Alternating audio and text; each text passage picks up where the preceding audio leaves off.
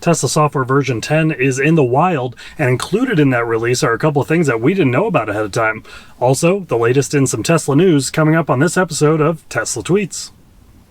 Looking for a USB drive that's ready to go for TeslaCam? Check out puretesla.com, where we offer microSD options as well as iOS versions that work directly on your iPhone. We have hundreds of great 5-star customer reviews and an ever-growing assortment of TeslaCam drives, including microSD, Lightning, and also a solid-state drive. There's even one for those of you that have just gotten the new Jada Hub. Check out puretesla.com for more information. Hey, what's up everyone? Jeff here from Pure Tesla. It's great to have you on another episode of Tesla Tweets. Let's get started with the show. Elon tweeted out last week that Tesla version 10.0 has started rolling out to US Tesla owners with full self-driving and the software update mode set to advanced. Now that can be done in the car options and then the software tab where you can set to standard or advanced. If you set it to advanced download, you have an option to get the version 10 software downloaded at an expedited rate, or at least before those who have it set to standard. Tesla from the Tesla corporate account tweeted out, which Elon then retweeted, kind of a quick highlight reel of some of the features in version 10, which is a truly tremendous video. It gives a good kind of snapshot. One of my favorite that we're seeing is that the Smart Summon is actually going the wrong direction in the parking lot. Kind of funny on that one. But in all actuality, Smart Summon is pretty cool, and we got some videos coming up to show that as well. But as they say, buckle up because there are a lot of things to get through on here, and we're going to take you through some of those quick highlights. I know we've talked about it in previous episodes, but now that we have the information and we have the update, I think it's worth going through it. So here we go. First up, Cuphead. Cuphead is a run-and-gun game, and as Tesla has stated in their tweet, you have a cup for a head, and you've gambled your soul with the devil, and unfortunately you've lost.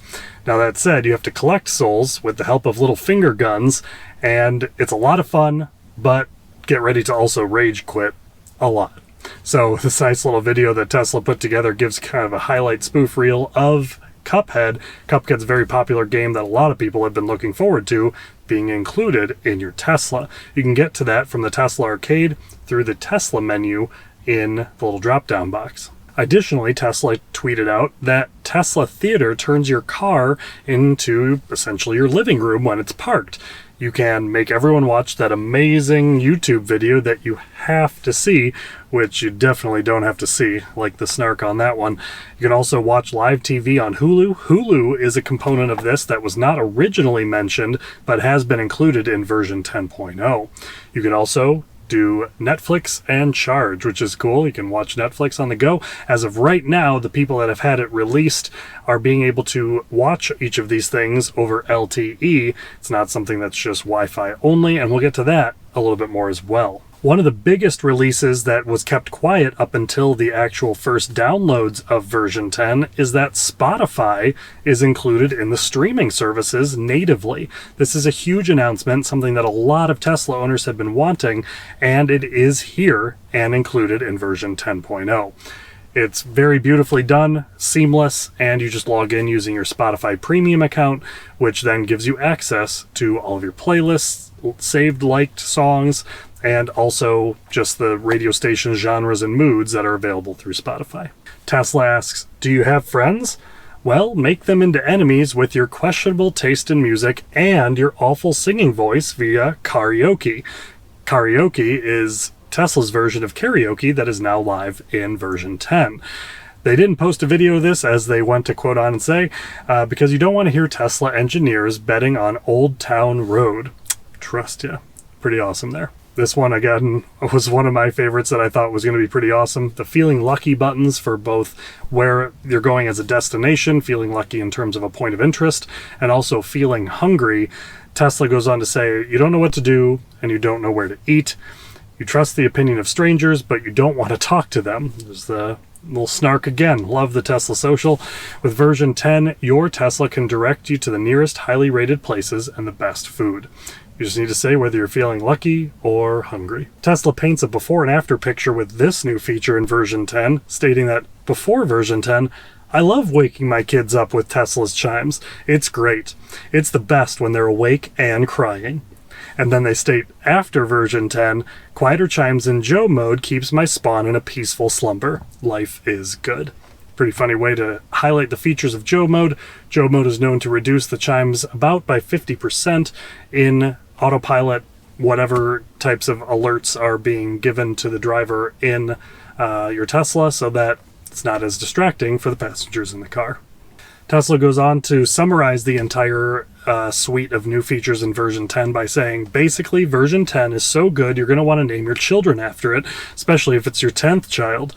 The update is rolling out over the next week, and you can try it in one of their stores if you do not have access to a vehicle with version 10.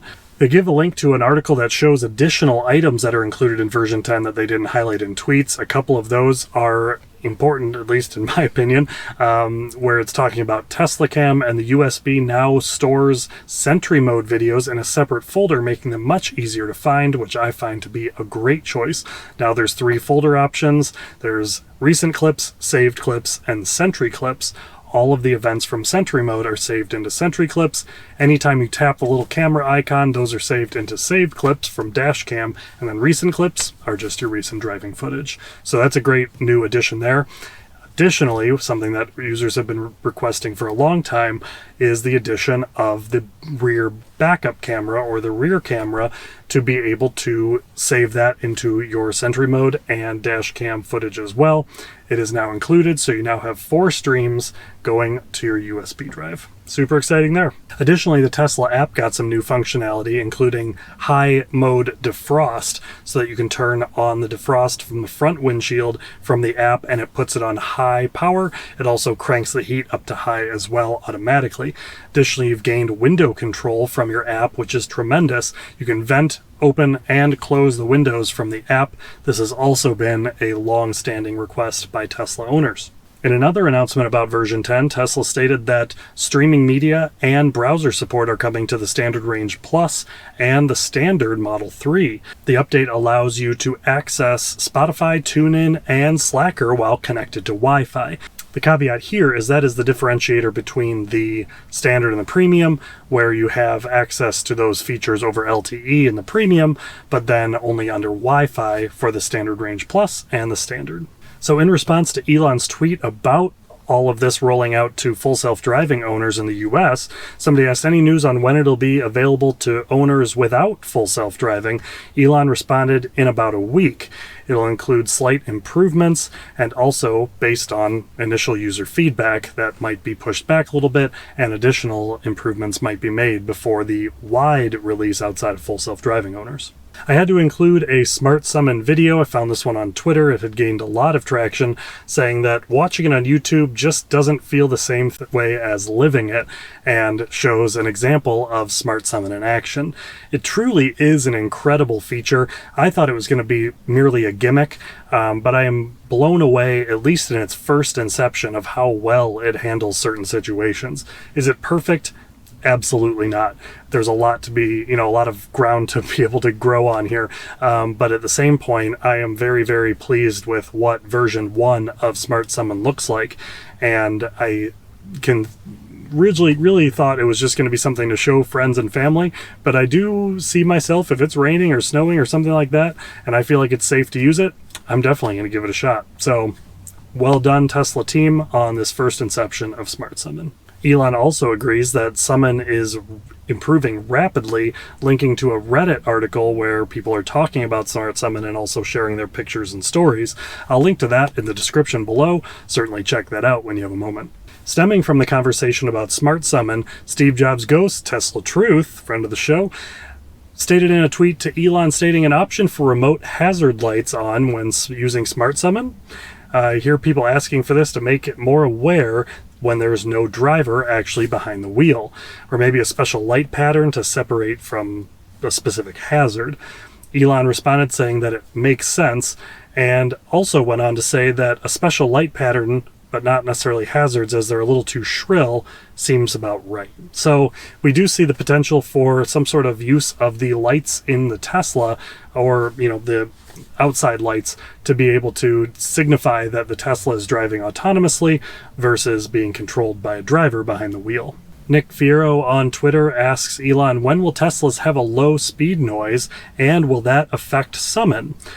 Steve Jobs Ghost, Tesla Truth, 2 times on the show, way to go.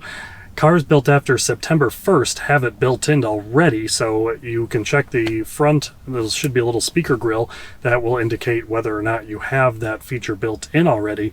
Elon responded stating that they're going to use the pedestrian pink noise speaker to talk to people and create customized horn sounds, particularly like this one.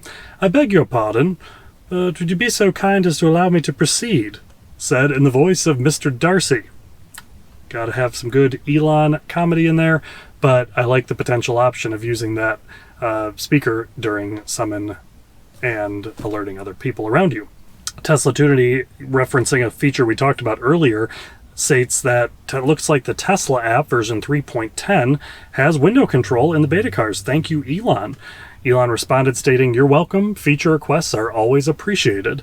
And we certainly know that, as a lot of these feature requests that are sent to him on Twitter find their way into the Tesla, which is super cool. In a tweet by Ava Fox that was retweeted by Elon, stating that in Bargersville, Indiana, which is in the United States, a Model 3 was bought by the police instead of a Dodge Charger, which was their typical go-to police vehicle.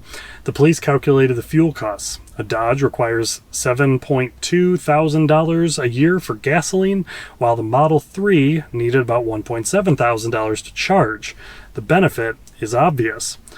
Now, if you're familiar with the story about the Fremont Police Department that caught news nationwide about how an officer had to bail on a pursuit, or at least that's the way it was presented, there was an article that was followed up by the Fremont Police Department sharing what actually happened.